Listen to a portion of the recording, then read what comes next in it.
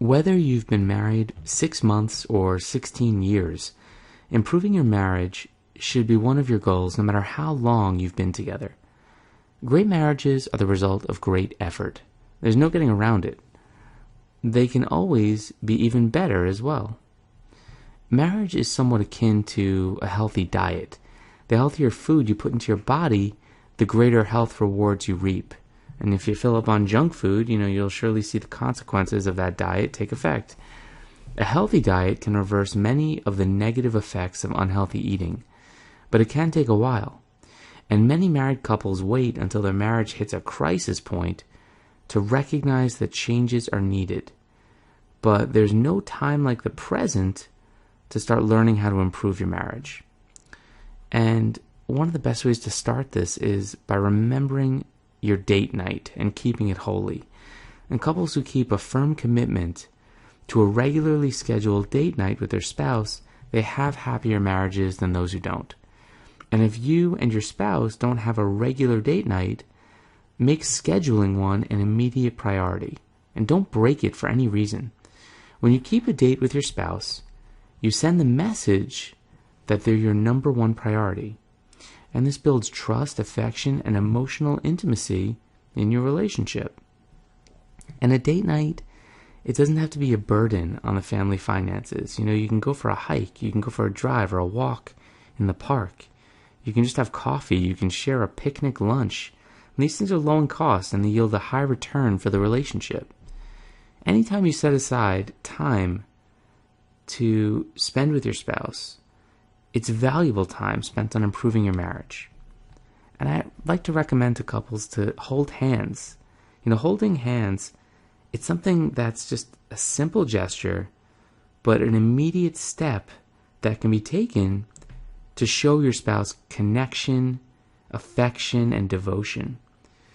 And if this is something you haven't done in a while with your spouse, definitely start doing it. It's really going to help create that spark of reconnection.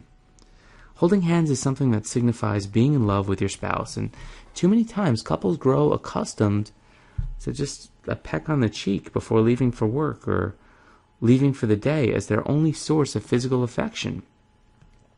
Yet it's an important part of the romantic relationship that should not be neglected.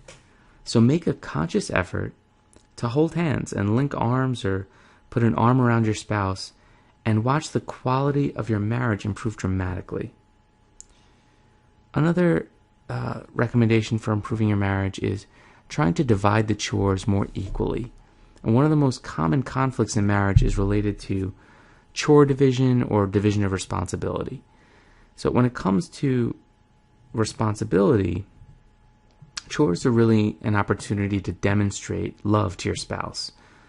If your spouse hates doing dishes, clearing out the sink, do it for them before they get home. Or if they're stressed out by folding laundry, you can finish it for them.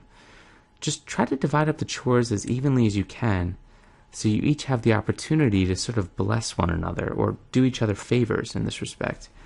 When you do chores, remember, you're building and maintaining your household. So use it as a mental picture for your marriage. Maintaining and improving marriage is much like keeping a house. If you let the floors, dishes, or laundry go too long, you're going to have a bigger mess on your hands. And, you can clean this up little by little instead of saving it all for one day.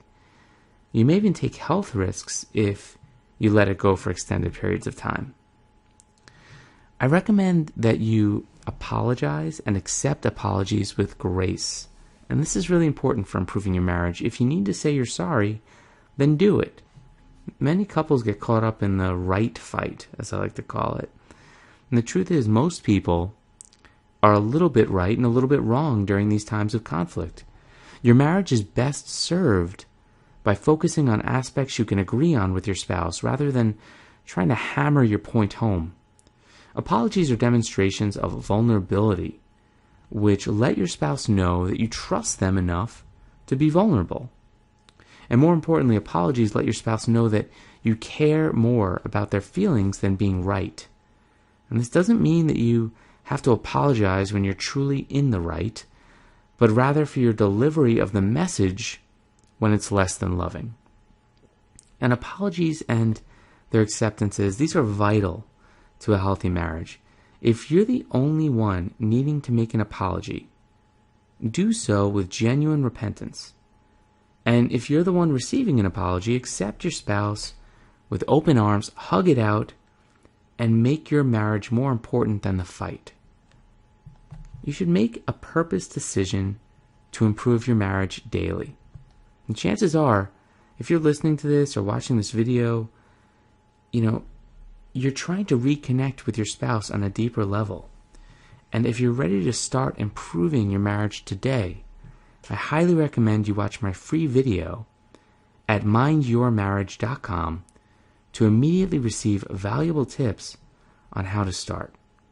You're going to love the advanced techniques outlined on the site, and they're really going to help you and your partner reconnect almost immediately. So check out that free video right now at mindyourmarriage.com. I'll see you there. Take care. Bye-bye.